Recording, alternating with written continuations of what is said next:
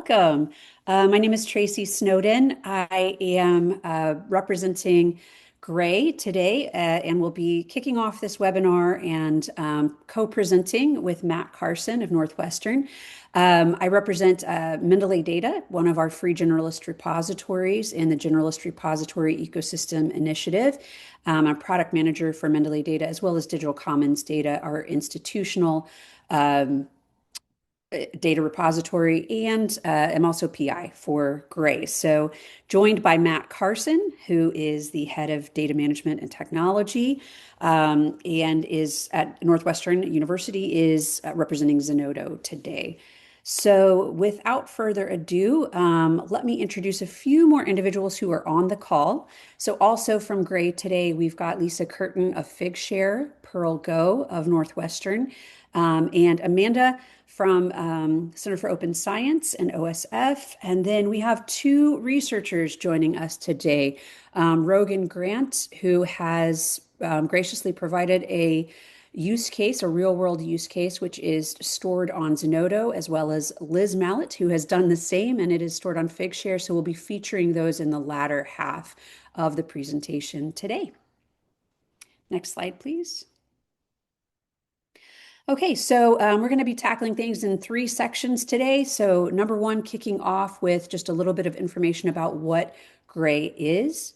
We'll also make sure that you have access to some of the resources that we've been developing with GREI alongside community feedback.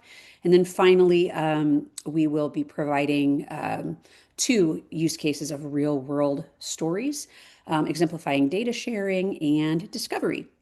And throughout the presentation today, we would like to welcome you to now take out your phone or whatever device you're using. Go ahead and scan this QR code and join our session on slido.com. That way we can have more of an interactive webinar today. Also, please feel free to add questions in the chat, but there will be time for questions for Q&A at the end. And we're going to specifically focus on questions for our researchers, Liz and Rogan, today. Has everyone had a moment to click that QR code and join Slido?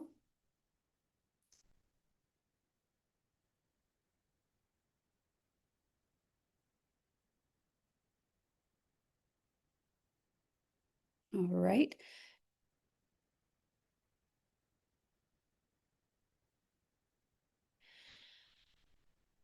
So we're actively getting your feedback on our intro questions. And right now, looks like we've got almost 10%, nope, over 10% participation. All right, so where's everybody calling in from? Boston in the house.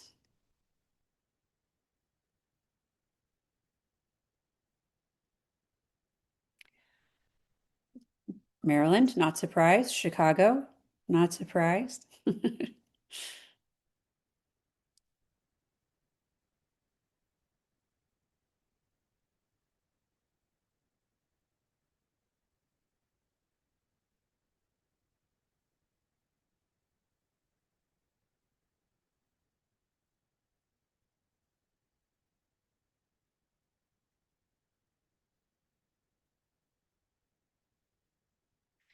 Well, we've got coast to coast participation. That is exciting.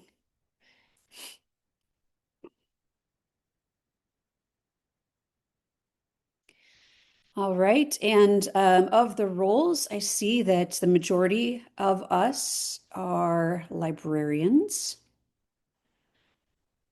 We've also got repository or research infrastructure representatives. Okay, fair number of researchers or research administrative staff.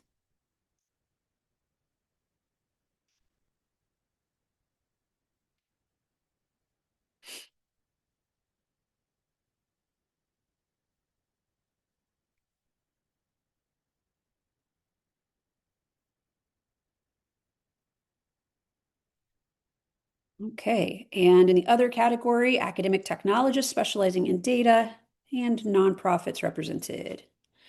Thanks everybody for participating. Advisors as well.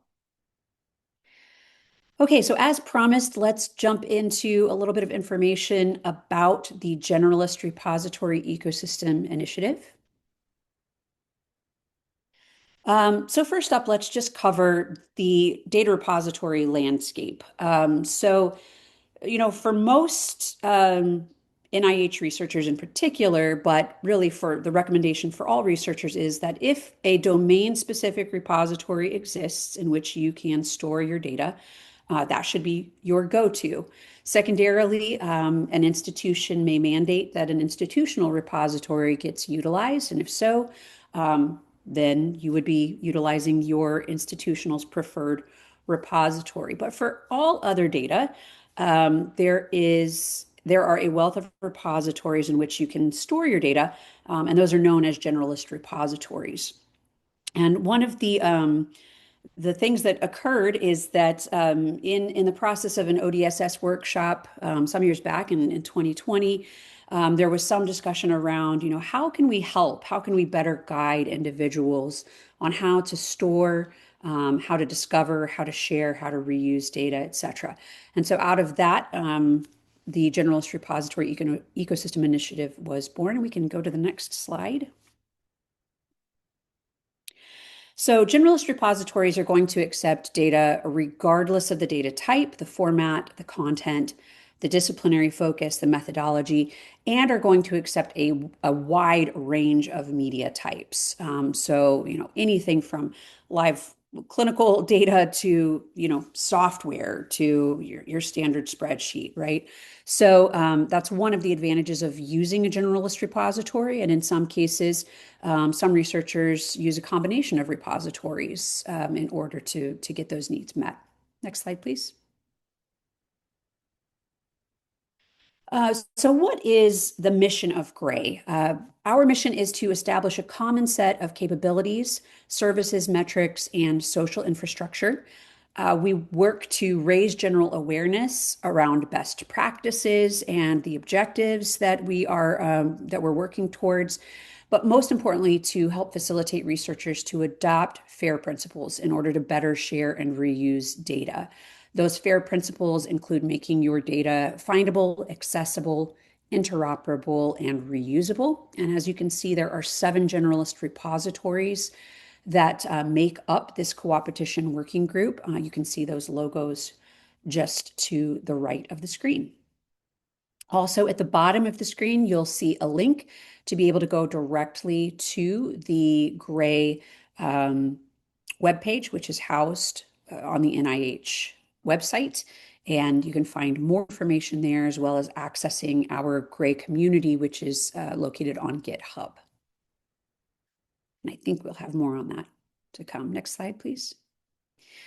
Okay, so the interesting thing about GREI is that it is a co-opetition working group. So in other words, we work together to achieve a streamlined list of best practices that support open science for all.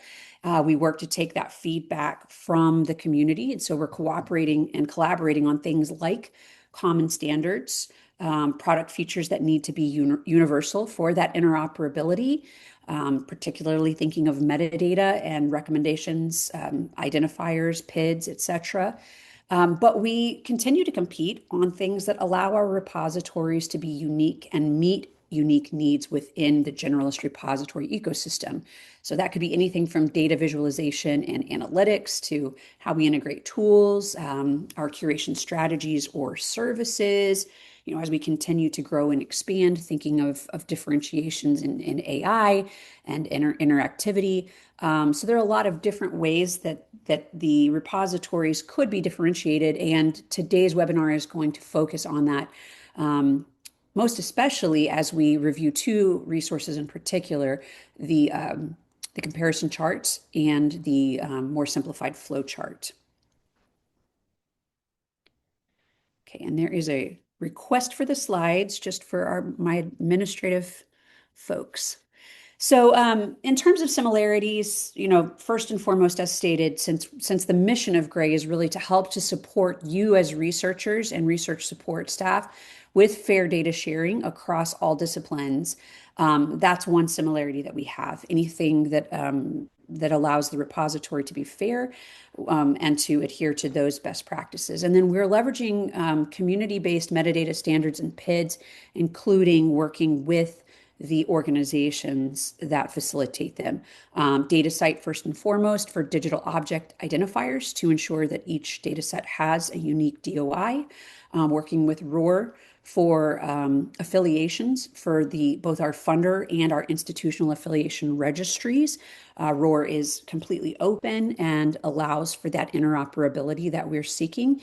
And then ORCID, of course, for author and contributor PIDs. So in terms of how we are distinct, some repositories are organized as a nonprofit. Some are academic, and some are commercial. And then in terms of infrastructure, the key difference is open source versus proprietary or some hybrid variation thereof. And we've mentioned the variety of features that could be slightly different, or slightly different. One that I think did not get mentioned previously, licenses, and also maybe how controlled access is managed. So again, you're going to learn very detailed about that when Matt takes over here today. And the concept around all of this is that this model of coopetition should theoretically drive innovation. And I can say that I think pretty confidently that within GREI, it has proven to do so. Probably greater cooperation than could be imagined in the spirit of open science and everyone who shares those values, regardless of how we get there. So there are a lot of ways in which innovation can be driven, as you can see on here, and kind of the value line between that. If you're interested in reading more about coopetition, GREI did put out a white paper, and there's a preprint here with a link and a QR code. So please take a moment to grab that. And feel free to dive into that white paper more deeply.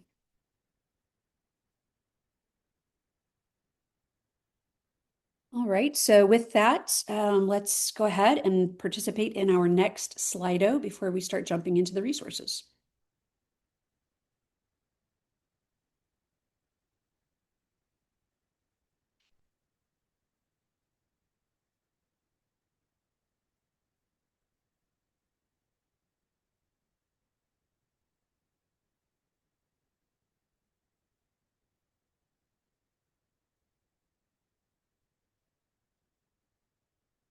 All right, well, Brogan and Liz, I'm so happy to see that your repositories of choice are representing today.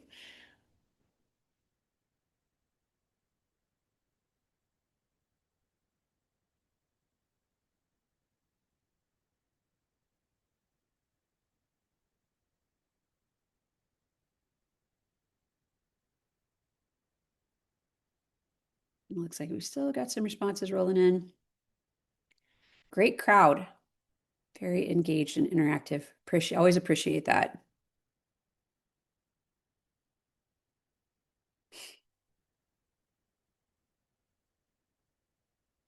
Thanks, Lisa. Yeah, just clarifying that there are two questions per Slido interaction. So we're collecting both in the background.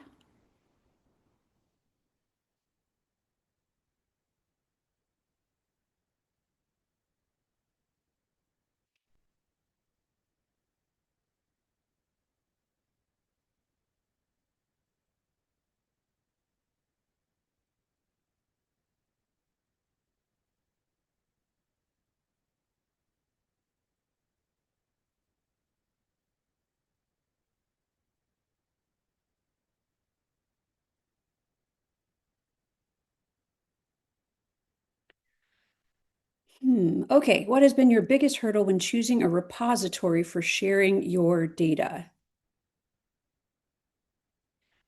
So Lisa, since other is the largest, do people get to free text on that?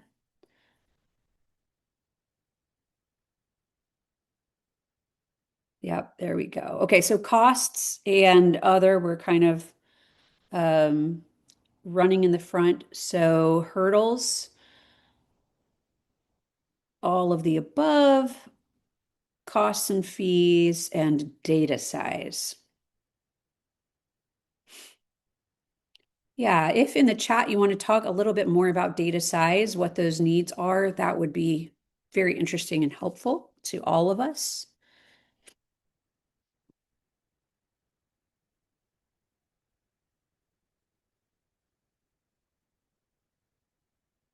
Okay, if you've used a generalist repository, comparison chart, or flowchart before, did it help you identify a repository? Okay, so majority of folks have not used either resource, so this will be great because we can learn from you today how helpful these resources are as we walk you through them.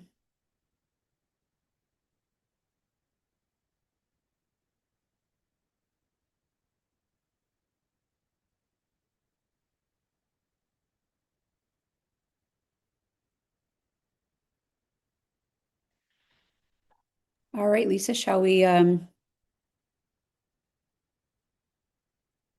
move back in?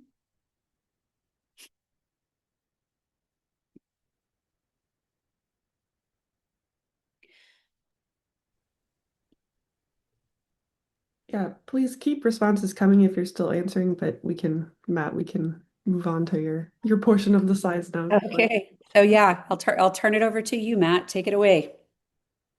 Okay, thank you, Tracy. And thanks everybody for being here today. We have a nice crowd and sounds like everybody's very interactive, so this is gonna be great.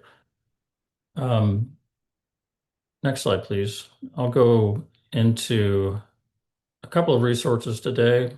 First, we're going to talk about the flow chart, and then we'll talk about the comparison chart later. But during this flow chart time, also be talking about how the two work together. So to step back a little bit, in July of 2024, we released the first version of the GREI repository selection flowchart in response to community requests for a visual guide that steps through the process. So it was designed to be a companion resource to the comparison chart, which provides additional details about the features of each of the GREI repositories. And now in response to community feedback on version 1, as well as a recently updated comparison chart, next month we're going to be releasing version 2 of the flowchart. And similar to its predecessor, version 2 is designed to be used either by researchers or by research services personnel during consultations. The new version includes additional guidance, more figure clarity, and better navigation experience. Our close to final draft of version 2 is shown here on the slide. And in the next few slides, I'll go through each of the 9 questions that help to determine which journalist repository, if any, is appropriate for your research data. Next slide, please.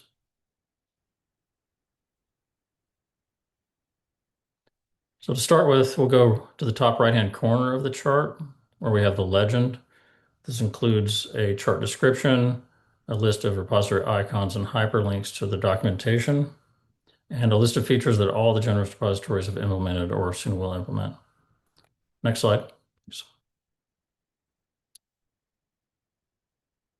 These shared features include things like version support, compliance with FAIR principles, adherence to the DataSite metadata schema, and usage metric standardization provided by Make Data Count initiative and the Counter Code of Practice.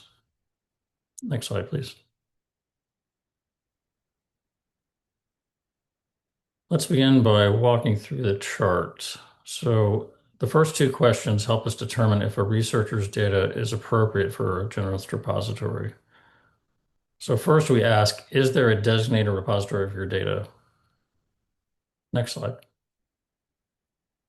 As Tracy mentioned earlier, there are a couple of situations where you may not need a generalist repository because one already exists. So to help answer this question, we turn to an existing resource, which is another repository selection tool created by the National Institute of Diabetes and Digestive and Kidney Diseases, or NIDDK. The NIH data management and sharing policy states that before considering a generalist or institutional repository, a researcher needs to check to see if the NIH institute or center providing the funding has designated a repository to be used. And if not, the researcher should next consider whether there is a model organism, discipline, or data type specific repository for their research project. The NIDDK selection tool asks these questions and then gives some repository suggestions if the answer is yes. And if the answer is to no to all these, then the user can move on to consider other options. Next slide, please.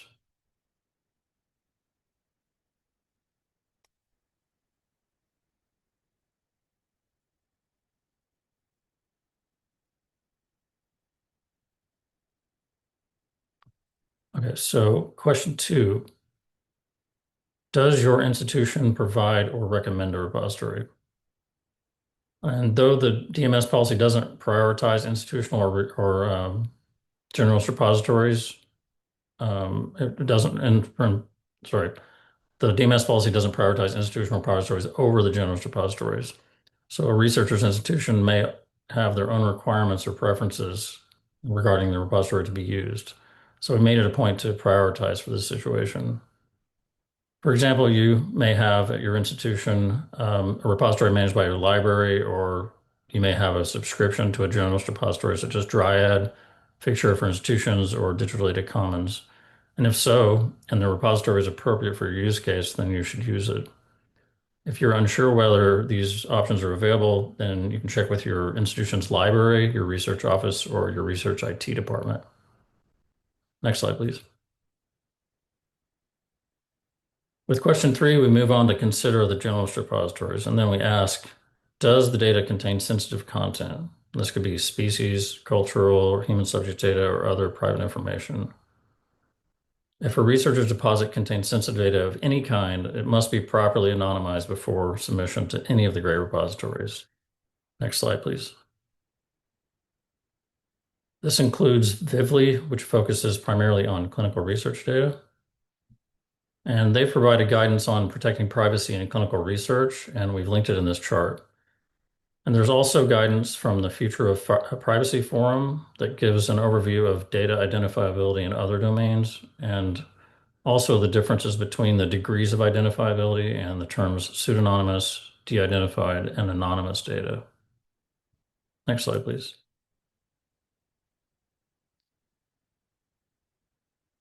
Whether the data includes sensitive information or not, a researcher may still require managed access for their deposit. So we've broken this topic down into 3 categories. First, we have user managed, where the user controls access to their own records or records they manage as admins.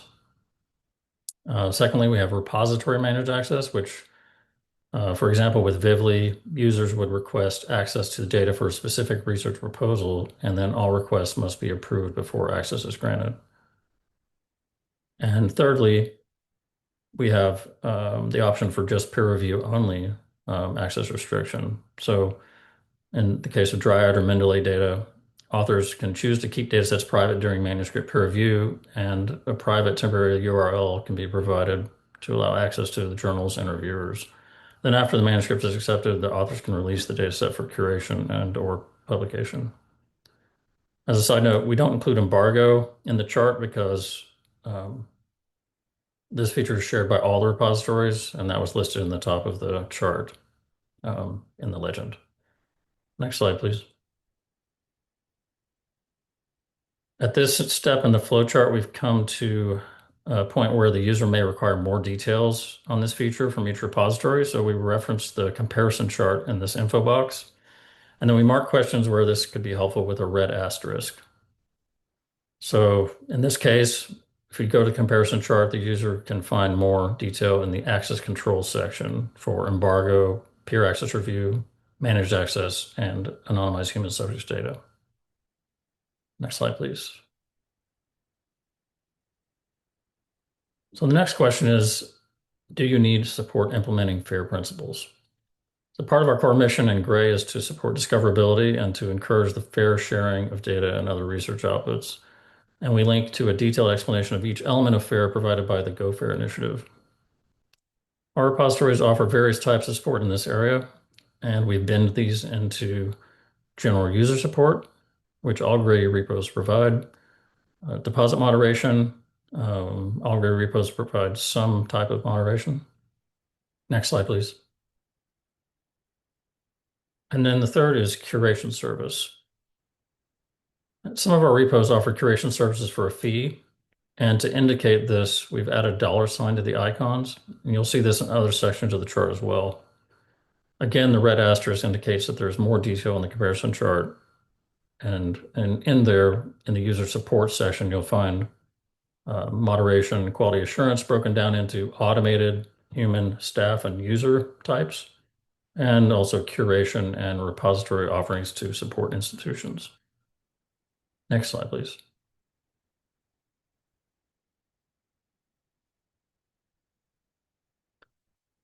The next question is, what are the storage requirements per data package?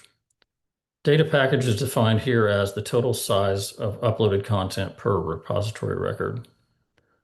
Storage size limits are binned into 6 categories from less than 10 gigs to 1+ terabytes. And as you can see, repositories vary in storage limits and fee-for-service options.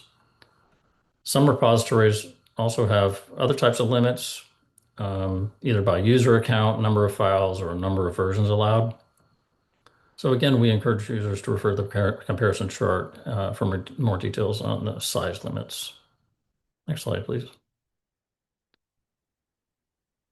What licensing options are suitable for your output? The licensing section has been significantly updated in version 2, and based on community feedback and discussion with experts, we decided not to include the table that was in version 1. It summarized the most popular licenses offered by each repository and instead focus on existing guidance. So there are 3 options here. Next slide, please. First, we reiterate the importance and the special case status of data that contains de-identified or anonymized data. So even if the data has been de-identified, it may still require restricted access and/or restrictive licensing, and we refer researchers again to the guidance provided by Vivli for more information. Next slide, please. If a researcher's output is software, we recommend that they choose or they refer to choosealicense.com to identify the proper license. This site, which is provided by GitHub, also includes suggestions for outputs that are not software, such as data and media, fonts, hardware, and mixed projects. And there's also an explanation of some of the consequences of not providing a license for your content. Next slide, please. Lastly, if the research output is not software, then it's likely one of the Creative Commons licenses that are appropriate. Their site has an interactive form that walks you through the license decision by asking a series of questions and returning suggestions based on the responses. Next slide, please. We have a second question regarding licensing that applies to those who may be reusing existing data or other research outputs in their own work, especially if those works have an existing CC license of some type. So the question is, do you need to check Creative Commons license compatibility? Next slide, please. Creative Commons License Compatibility Checker is a relatively new resource that determines which licenses you're allowed to choose when remixing CC license work based on the license given to the original work. We want to thank Monica Granados at Creative Commons for providing her expertise and feedback on licensing guidance for our flowchart. Users can also refer again to the repairs chart in the licensing options section for more details. Next slide, please. Finally, we wrap up the flowchart with suggestions for those who need additional information. Again, we refer to the Journalist Repository comparison chart for more details. And we have also linked 2 other GREI resources, including a Journalist Repository and an NIH Data Management Sharing Plan, and the Data Submission Checklist, which helps researchers plan, prepare, and submit their data to Journalist Repositories. Next slide, please. Okay, so let's switch gears and take a look at the comparison chart now. This was first published in July 2020 in collaboration with the American Geophysical Union Open Science Leadership Program. And the GREI team has released versions 2 and 3 in the past few years, and version 4 was just released in October of 2025. And you can access this on Zenodo using the QR code provided here. The new version includes information on the latest features and services of the GREI repositories with enhancements to improve the usability. Here and in the next few slides, I'll show some of the changes that we made in this version. And these include reorganization of repository features and services into 7 categories listed here. We have data storage, sharing, access, and preservation, metadata, persistent identifiers and interoperability, usage statistics and metrics, access control, registries and certification, and user support. So we think this arrangement better groups related features and improves the chart organization. Next slide, please. Some of the most common feedback we received were requests to clarify what is meant by curation features or services and to make clear what the costs to the researchers are for using a repository. So in version 4, we included topic subheadings to allow for more direct comparison across the group. We decided to expand the cost to researcher section with subcategories deposit fee, curation services and support, increased storage, research environment, and independent review panel. And that's shown here. A similar change was made to the moderation and quality assurance category, where we have automated human staff and user moderation, as I mentioned earlier. Next slide, please. Because there are nuances to how repositories handle many of the features, we provide links to external repository documentation for more explanation on the context of several topics, such as version support, which is shown here, and code repository integrations for software publishing, usage statistics, repository registries, and others. Next slide, please. Community feedback and internal discussions suggested that we include more detailed descriptions for several features and services. So to address this, we renamed several sections and topics and included additional information in version 4, such as the example shown here, an access control section that details how repositories handle embargo, peer-reviewed access, managed access, and human subject data. A user support section that includes moderation and quality assurance, curation and repository offerings, and the operated by section that lists the organization that is responsible for the repository. Next slide, please. As I mentioned earlier in the flowchart slides, there are several features that all GREI repositories share, but there are many that differentiate one from another. And when you decide on 3 or 4 repositories that could work for your use case, you can begin refining your choice depending on what's important to you. For instance, if we look at permanent identifiers and interoperability, all GREI repositories support DataCite DOIs for records, ORCIDs for people, ROR for organizations, grant IDs and records. Some repositories support additional PID schemas for these categories listed here, or they may support a PID schema for other fields, such as ROR for funder IDs, or instead, some support Crossref funder registry. Next slide, please. Another example can be seen in metadata standards. So while all the GREI repositories map to the DataCite metadata schema, each of us has a different mix of metadata export formats and support for research subject area taxonomies. Next slide, please. For a more concrete example, let's say a microbiologist is considering a generalist repository, and he's okay with the CC0 waiver requirement and likes the idea of human curation for his deposit, since he doesn't have much experience with the metadata or data sharing. So in this case, he may strongly consider Dryad. On the other hand, a data scientist who needs a more restrictive license, user-managed access, and a no-cost option for her 40 gig dataset may consider Dataverse or Zenodo, or even one of the others.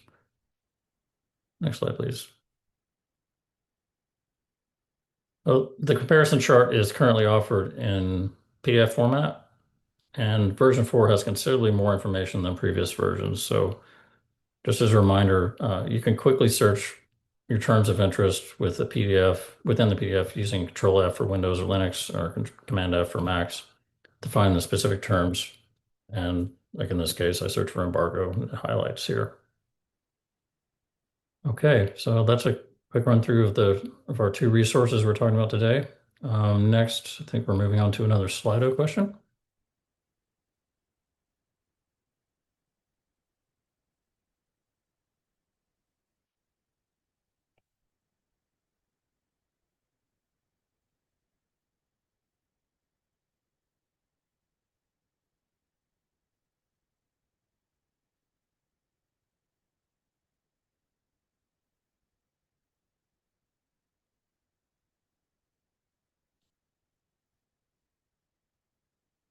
Okay, what other characteristics should be included in the GEMS repository comparison chart or selection flow chart?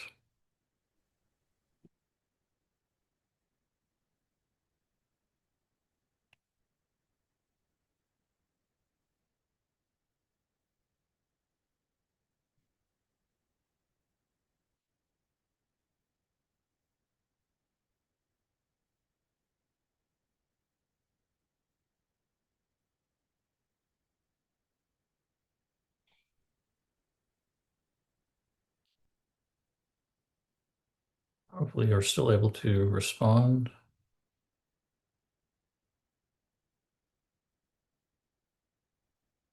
And the Slido link has been added to the chat again. Need to reconnect.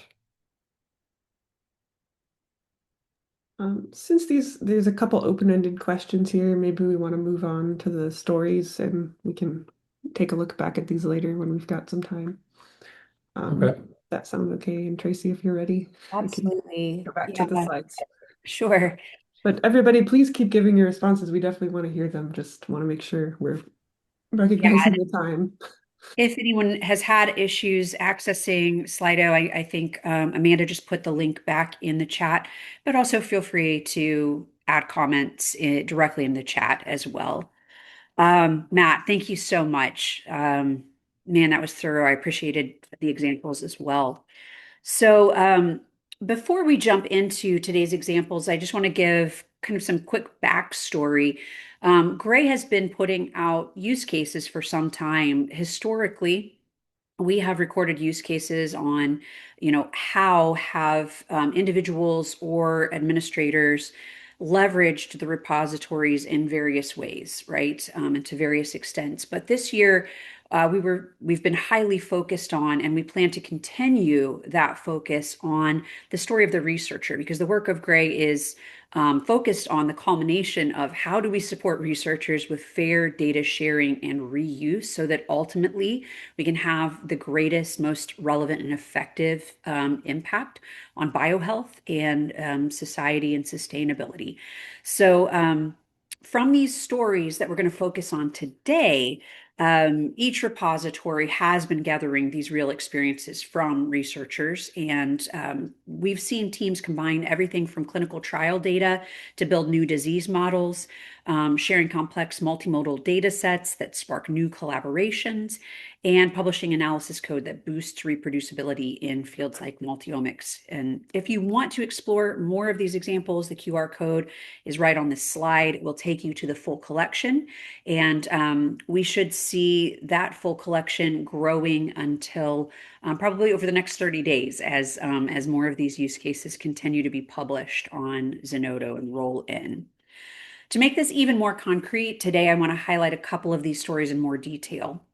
The first is called Reusable Pipelines for Multiomics Research, and it comes from Northwestern University's Division of Pulmonary and Critical Care Medicine, which is known for its innovative patient care and research across areas like COPD, interstitial lung disease, pulmonary hypertension, and lung transplantation. As part of the work, Dr. Rogan Grant and the Shandell Lab created a code repository. Dr. Grant, if I butcher this, then you get to come on and pronounce it right away. But the new pulmonary utils and shared it openly on Zenodo.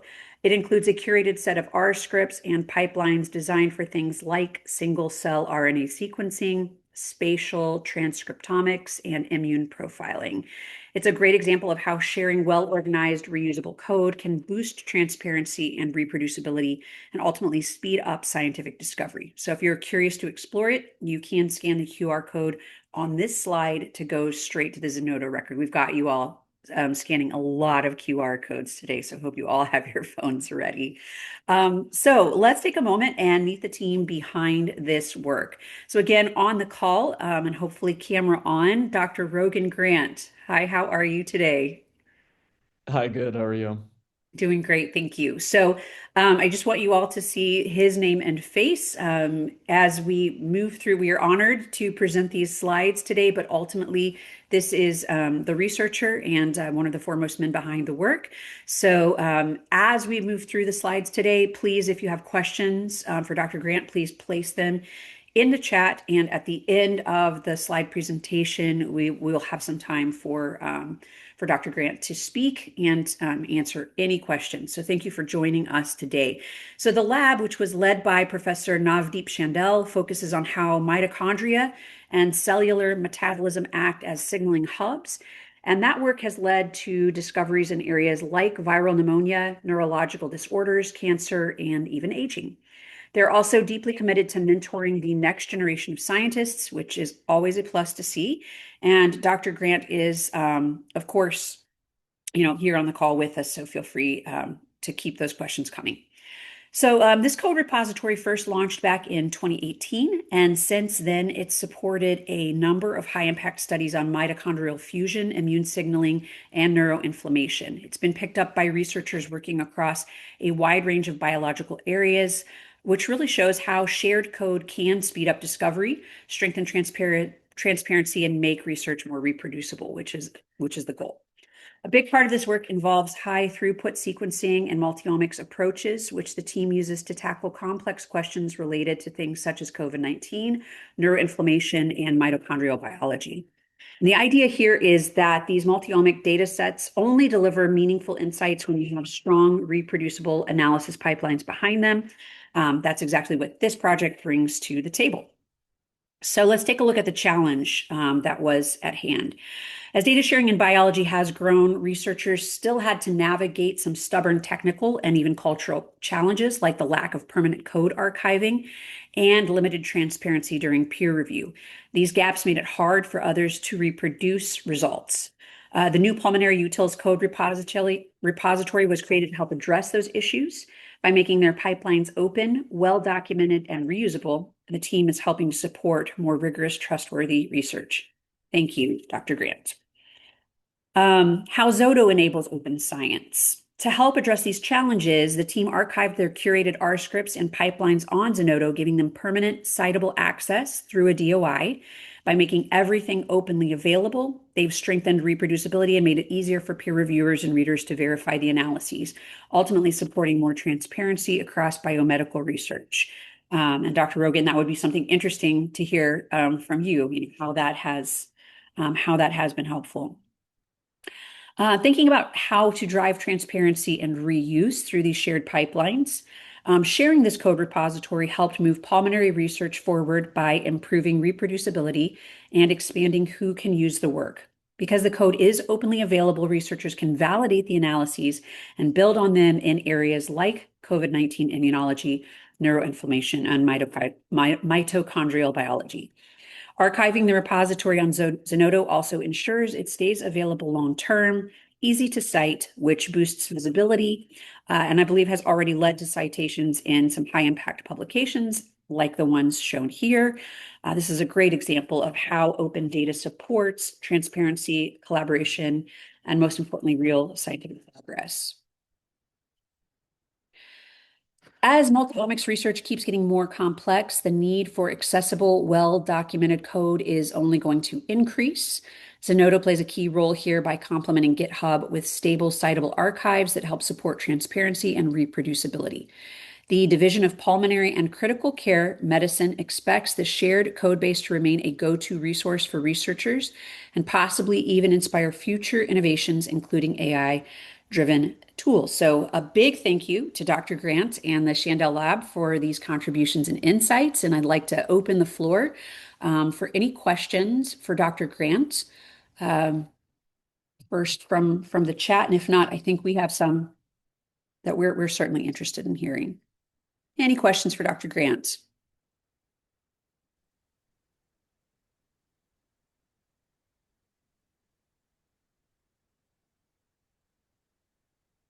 Did any come into the slide? Okay.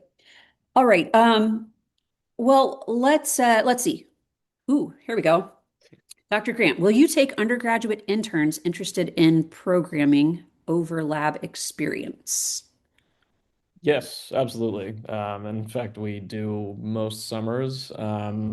Every summer we have a formalized program here that is geared more toward pulmonary biology, and usually it's more bench work based. But I, in particular, generally look for undergraduate interns who have some programming experience, would like to get some. So yes, absolutely do reach out. I can try and find the link to SQ Lifts. Yes, someone already did actually. Thank you. So yes, that is very open. I'm always looking for people. Please definitely reach out and refer people if you can. Excellent. While we wait for some more questions to come in, kind of following along with that, whether beyond using a generalist repository or a domain-specific repository for researchers, thinking about researcher advice, what soft skill or mindset do you think is most crucial for a researcher to navigate data and code sharing? So I will say actually that a lot of the impetus for code sharing, at least in my domain, has been driven more by requirements. And so for the most part, people are sharing essentially the minimum code they required to generate the data in a given publication. And in order to publish it themselves, they have to upload to generally GitHub used to be acceptable. Now it's more Zenodo. But I think in terms of the soft skills that would be most important, for one, knowing how to properly comment the code and make it understandable for someone who's actually looking at it. I think people tend to use this more as sort of like just a general method section that allows them to skip over a lot of in the publication what they were doing in terms of what the individual functions they were using were, package versions, things along those lines. So keeping it so that you're sort of not pushing off the computational methods in the paper itself, so including those in the publication and also making the code itself usable and readable so that people can sort of follow where you were. Thanks, Dr. Grant. So just in the interest of time, we've got some more questions coming in. If you, Amanda, I don't know if we could transfer some of the Q&A, but Dr. Grant, if you could handle some of that in the sidebar, or we'll come back at the tail end. I want to make sure that we also give ample time to our next researcher, Dr. Liz Mallett. Welcome. So so this is a fun one because this is a strategic pandemic project. So and it's an interesting example of reusing data. So I'm excited to highlight this. Dr. Liz Mallett is an assistant professor of biology at Washington University in St. Louis. Her work demonstrates the power of reusing existing data to unlock insights that otherwise might be out of reach. So let's start by introducing the team behind the work. The project was led by Dr. Liz Mallett, who we have on the call, alongside Dr. Seth Bordenstein. Is it Stein or Steen? Steen. Dr. Bordenstein, okay, 50% chance of getting it wrong, who is currently the director of the One Health Microbiome Center at Pennsylvania State University. Their research focuses on the factors that shape gut microbiome variation in humans. During Dr. Mallett's postdoctoral work in the Bordenstein lab, her team observed a puzzling signal. There did appear to be a correlation between race or ethnicity and gut microbiome variation in adults. This was, however, confusing because, as we know, race and ethnicity are social constructs that do not reflect inherent biological differences. So, to investigate this, her team hypothesized that social or environmental determinants of health factors that accumulate over a lifetime might be the cause. They decided to look backward into childhood to pinpoint exactly when the signal first appears. Great.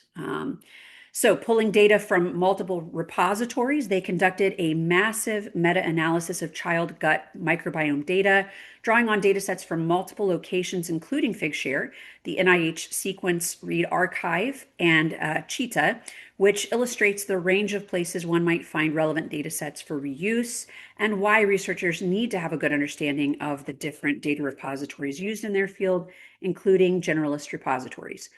Figshare and the NIH SRA are freely accessible, while Cheetah is also publicly accessible, but requires a free user account to download data. The results of the meta-analysis of all these data sets were fascinating. Dr. Mallett's team found that at birth, and during the first 3 months of life, there is no association between race or ethnicity and the gut microbiome. However, a signal begins to emerge specifically between 3 and 12 months of age. That is, social or environmental factors interacting with the infant start to drive these differences. And although the effect size is small, it is statistically significant. One of the most striking aspects of this discovery is that it was based entirely on reused data.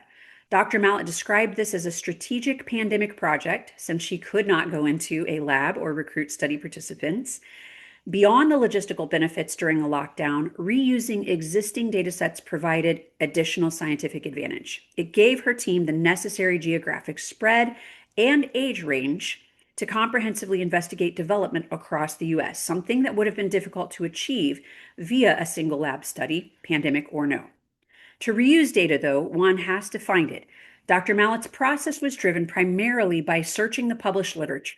She found data sets that were used in existing publications and worked from there. She found that access varied significantly. Some data sets were readily downloadable from public platforms, others were not. However, because this was sensitive human subject data involving children, in some cases, the raw data wasn't just going to sit there open to the public. Dr. Mallet had to reach out to the original researchers directly. So this is a good question, just bookmarking that, how that went, which was the case with the Figshare datasets she found. These datasets contained supplementary data and other related materials, but not the raw data. So, as you can see, reusing data is not without challenge. Dr. Mallet was combining data that was collected over a 10-year period by many different labs. She had to account for differences in sequencing protocols, primer sets, and platforms that required significant effort in recoding and standardizing the data.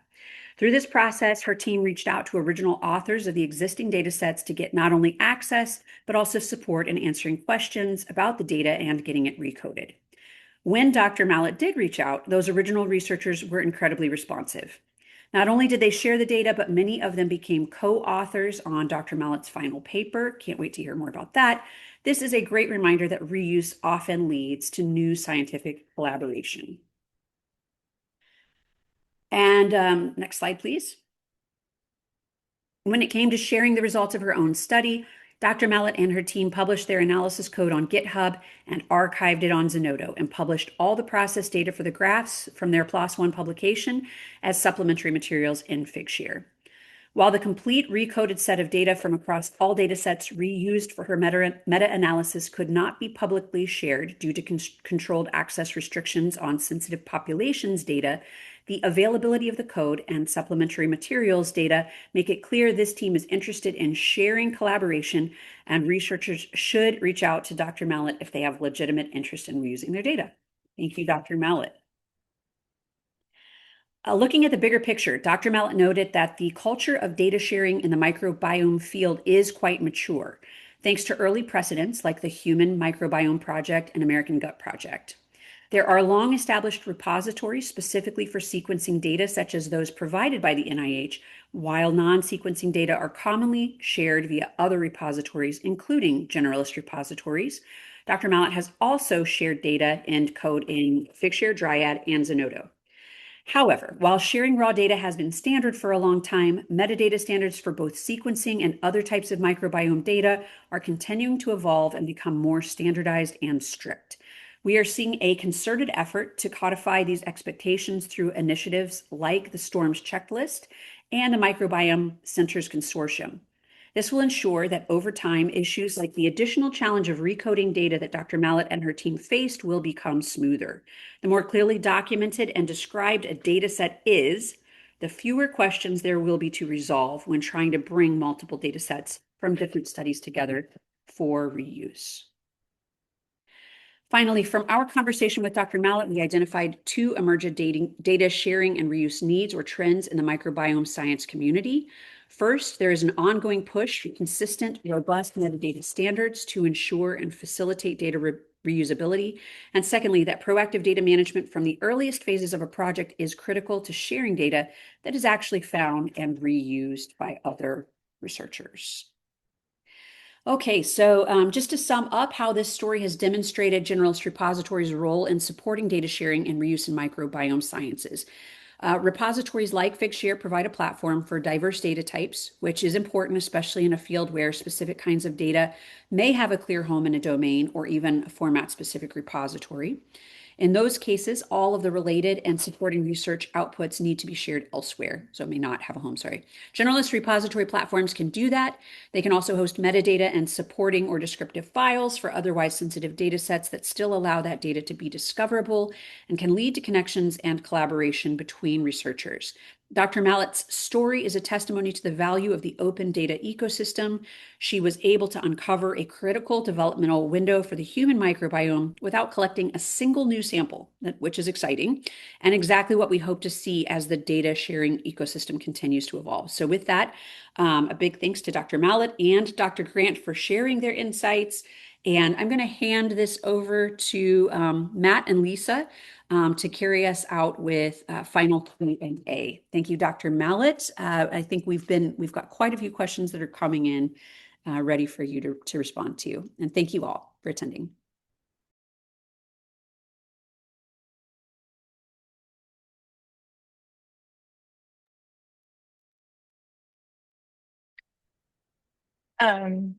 If there's time, I can respond to the question about the challenges and recoding.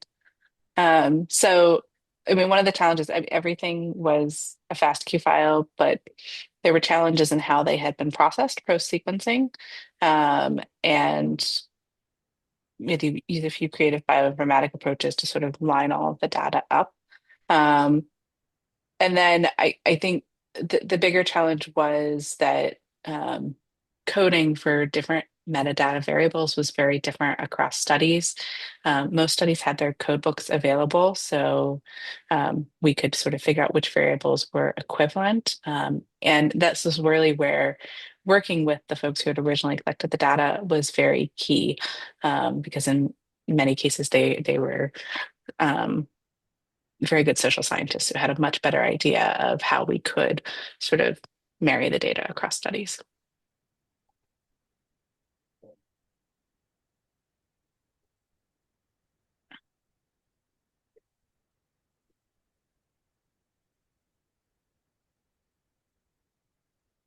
Thank you for answering that.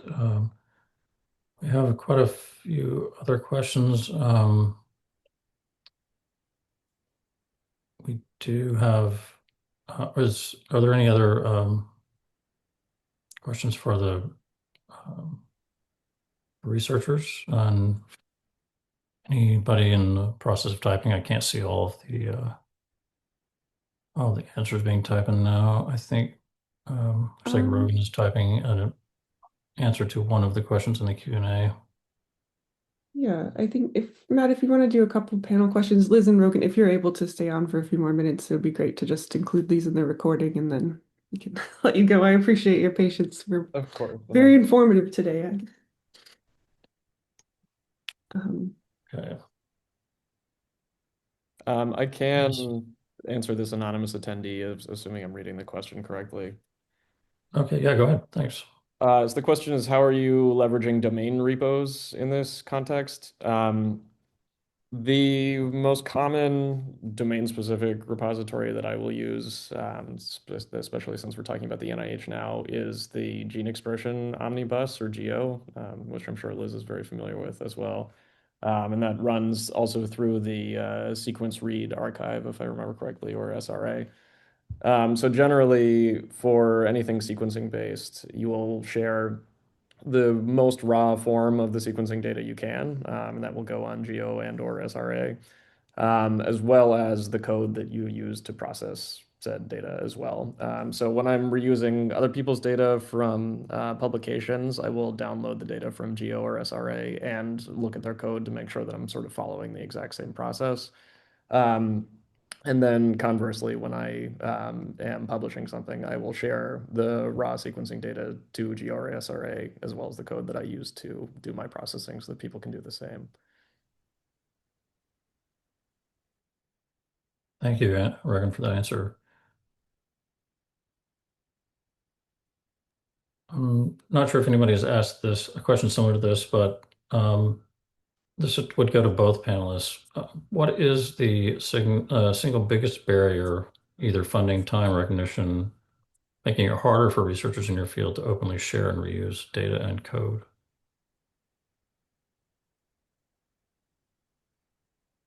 Mm.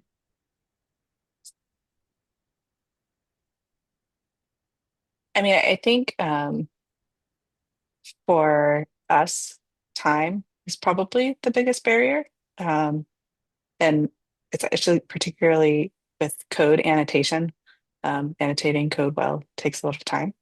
Um, the sequence read archive and other sequencing repositories have gotten much better over the years, and so it's actually pretty quick to get your data up into those. Yeah, I don't know if you find the same, Ruben.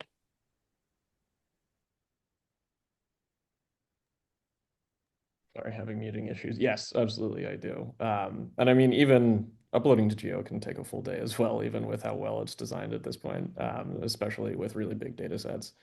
And just to sort of piggyback on that, I think the other concern is just that there's not, and I was answering another question this way too, the incentives for making good code outside of some like computational disciplines are pretty limited. GitHub stars, I think, are really great to show that you are having an impact on the scientific community, but they don't influence things like grants or hiring decisions. So it would be nice to see like tenure committees start to consider things along these lines, as well as maybe the NIH as well. All right, thank you both for that. Lisa, do you want to do one more um, question? We have one that goes beyond repositories that could be interesting. So beyond just using a repository, what soft skills or mindsets do you think is most crucial for researchers to navigate data and code sharing?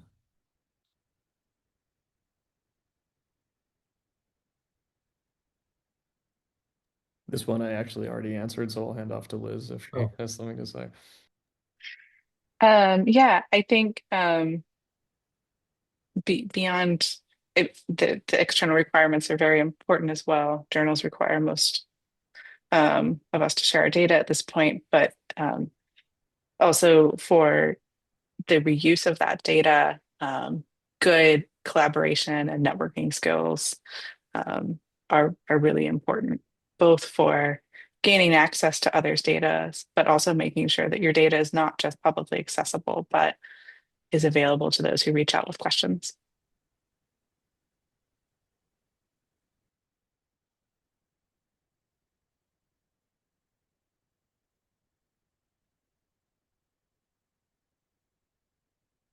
All right, thank you.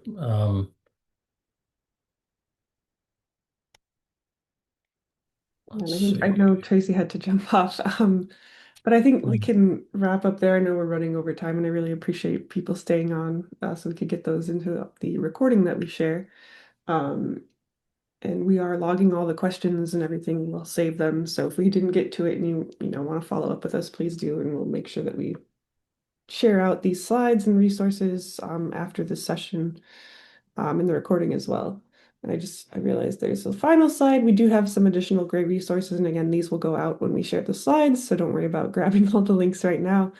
But we do have 2 more sessions in this series next month. So please do join us for those. And, this was our first one. So a little bit of a learning curve. We'll make sure we're, pacing things out for the next 2. But a big thank you to Matt and Tracy for presenting, and Liz and Rogan. Thank you so much for joining us and for sharing your stories. It was great. And yeah, if anyone wants to connect with us or follow up with us after this, please do get in touch with GREI. You can reply to the emails we've been sending about the series to get back in touch with us. But yeah, thank you all so much. If there's Thanks, any everyone. final words, feel free to jump in.